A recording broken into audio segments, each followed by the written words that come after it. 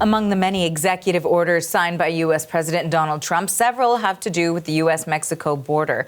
The CBC's Richard Madden has been covering this for us throughout the Trump transition, and he joins us now live from McAllen, Texas, an unusually cold McAllen, Texas. Okay, so Richard, there's a lot of focus on Trump's emergency declaration at the border. What are you hearing on that front? Yeah, a lot of residents here on this busy southern border town are bracing for this show of force that President Trump and his administration have channeled to expect here all along the southern border. And just to show you where we are, this is the border wall separating Texas and Mexico. It's about 30 feet high. That's roughly 8 meters, and it stretches for miles all along the border. On the other side here, Mark, we'll just get you to pan around if you can. There's some border patrol, but that's Reynosa, Mexico. That's about 2 kilometers down this road. Now, as you saw yesterday, President Trump announced an emergency declaration. It's an executive order, really, declaring the southern border a national emergency. And what that essentially does, that unlocks the resources and personnel from the Pentagon, suggesting that the National Guard will be here along the border and other surveillance tools by the Department of Defense. Now, we haven't seen anything yet.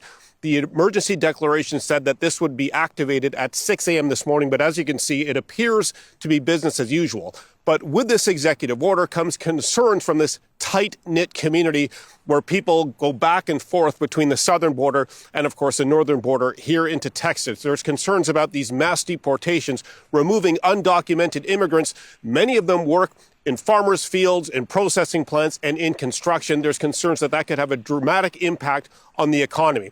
There's also the political concerns as well, that many of these people coming in from Mexico, even though they might have their paperwork to show that they're allowed into the U.S., they could be targeted and profiled. Take a listen to this lawmaker from California. There's a lot of fear. There's great concern. People are having to decide whether to go out on the street, whether to go to work.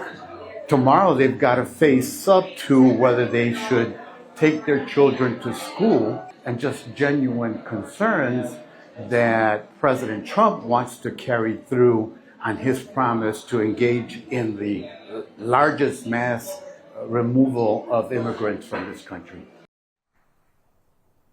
Now, 2 other major executive orders that President Trump signed off among his first executive orders from taking office. Number 1 is he's reinstated his so-called Remain in Mexico policy. And this was a policy from his first term where he would keep asylum claimants on the other side of the border until their claims were processed and before they could see a U.S. citizenship judge. That has been put in place. The former Biden administration revoked that policy, saying it was inhumane and it created violence along the southern border on the Mexico side, making migrants vulnerable to cartels. Well, Trump is pushing ahead again, and once again, we're seeing advocacy groups vowing to take them to court. Another major change that we've seen happen since Trump signed these executive orders is he's basically shut down what's called the CBP One app. That was also installed by the former Biden administration to provide asylum seekers an app to book appointments with U.S.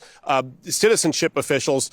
They would book appointments and then go across the border to have their hearings, a more orderly way for them to enter the border and apply for asylum. Trump canceled that, and many migrants just across the border looked at their app yesterday, moments after Trump took office, seeing the notification that their appointments had been canceled. So a lot of big changes and a lot of court challenges we're bracing for now that these executive orders are in place. And we're not even a full day into the presidency just yet. We know that also one of the notes or changes that we saw there mentioned by Donald Trump was plans to end birthright citizenship. What more can you tell us on that front? Yeah, that's another big one, a big policy that Trump had promised in 2016, 2020, and now he's enacted it as an executive order on his first day in office. Birthright citizenship is a practice where people who aren't from the U.S. have their child deliver their baby on U.S. soil, and therefore they become automatic American citizens. This is protected by the 14th Amendment, so we can expect perhaps more legal challenges on this policy going forward. In many cities, Miami and New York and so so forth. It's become a bit of a cottage industry where people would come mostly from Eastern Europe, have their child in the hospitals in the U.S., and they become automatic American citizen. Trump has signed an executive order to do away with that. As I said, is protected by the Constitution, the 14th Amendment, so expect some major legal challenges on this executive order. Richard, thanks for this. That is the CBC's Richard Madden at the southern border in McAllen, Texas.